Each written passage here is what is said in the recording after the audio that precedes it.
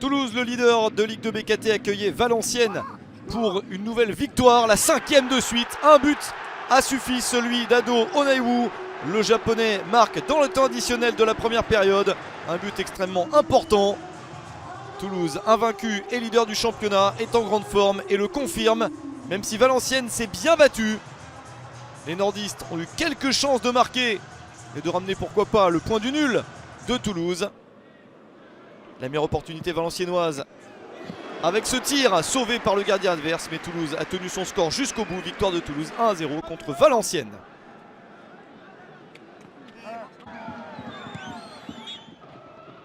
Toujours très haut au classement, le Paris FC, victorieux sur le terrain de Quevilly-Rouen. Pourtant, les Normands commencent bien.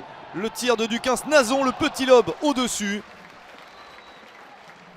Mais les Normands subissent un coup terrible à la demi-heure de jeu. Un carton rouge qui les handicape nettement pour la suite du match. Le Paris FC est patient et réussit enfin à marquer le tir de Nam sur la barre. Puis la tête plongeante pour le but de la victoire signé Morgan Guilavogui.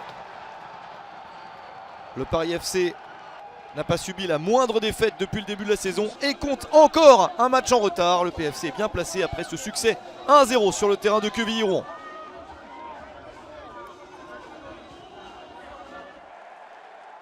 Sochaux fait également de bons résultats.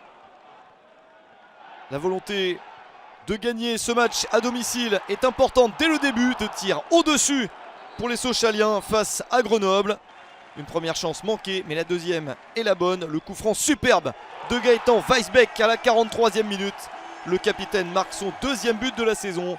Les Lionceaux sont efficaces quand il le faut. Il reste tout en haut du classement de Ligue 2 BKT avec ce succès 1-0 contre Grenoble.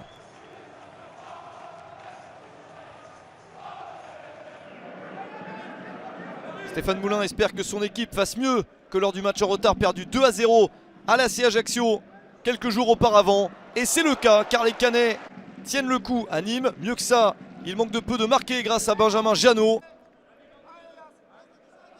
Les Crocos ont plus de chance en seconde période, plusieurs opportunités et notamment celle-ci. Avec ce tir sur le poteau, c'est la meilleure chance du match mais ça ne passe pas. 0-0 entre le Nîmes Olympique et le Stade Malherbe de Caen.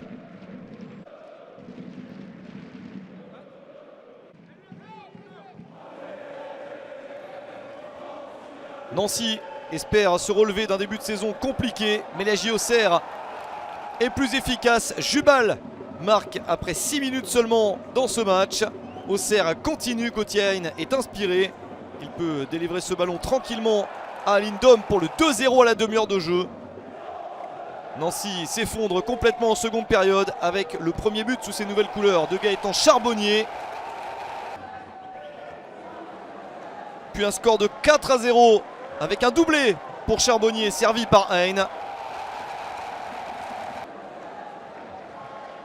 Nancy obtient un penalty en fin de match. Penalty transformé par Warren Bondo.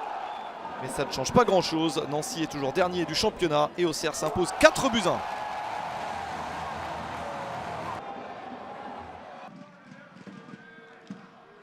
Match assez ouvert entre des Palois plutôt en confiance et des Dijonais dans le doute. Dijon vient de changer d'entraîneur. Mais l'arrivée sur le banc de Patrice Garande ne change pas grand chose pour le moment. Pau mène 1-0 sur la dernière action de la première période grâce à Ebenezer Assifua. Le Ghanéen marque son 3e but de la saison. Dijon se procure quelques possibilités d'égaliser. Mais Pau en contre-attaque marque le but du 2-0 à 8 minutes de la fin. Jean Evans sert Samuel Essendé. Premier but pour l'ancien joueur d'Avranches sous les couleurs de Pau. Et victoire de Pau 2-0 contre Dijon.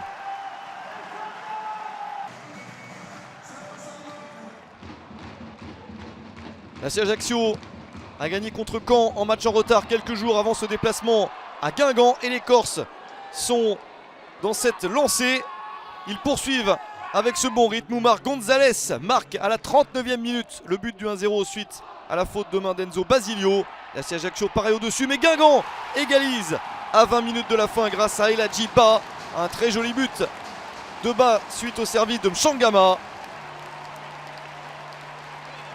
Un but partout entre Guingamp et l'AC Ajaccio.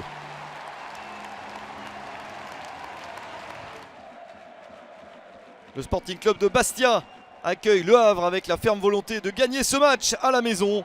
Manque de précision assez important des deux côtés dans cette partie. Personne ne trouve de bonnes solutions pour marquer le but qui ferait la différence. Et surtout pas les Bastiais devant leur public. Même s'ils obtiennent cette grosse occasion en fin de match, le poteau les empêche de marquer. 0-0 entre Bastia et Le Havre.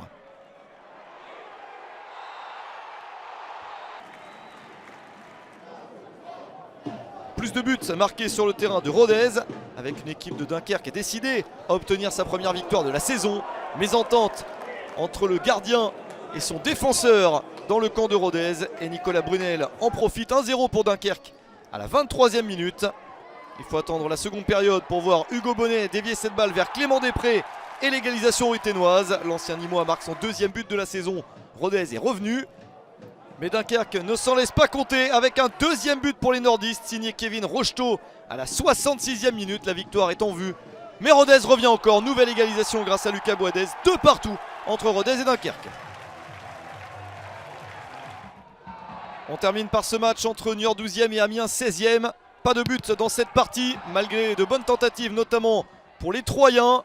Un tir à bout portant sauvé par Régis Gürtner. Le gardien d'Amiens sollicité à un bon réflexe. Les Amiénois aussi ont quelques chances de marquer. Mais Niort est la formation qui y croit le plus jusqu'au bout. Nouvelle chance pour les Niortais avec Joseph Mendes. Mais il bute encore une fois sur Gürtner. 0-0 entre Niort et Amiens.